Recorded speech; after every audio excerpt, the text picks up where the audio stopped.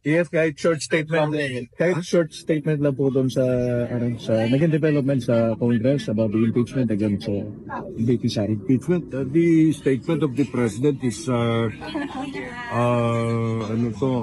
unambiguous na wala kaming kinalaman dyan, and we are not going to encourage that. The president has been very clear about his position on this. So any suggestion na political yan or instigated by our side, no, that is never true.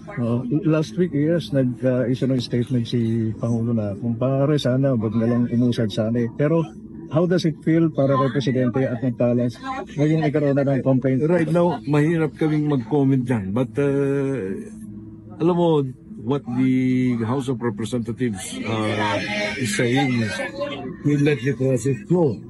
Kami naman, what do we need to say? The President already made a clear and unambiguous statement that he would not support an effort to impeach.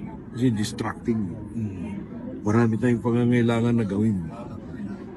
Importante sa bayan.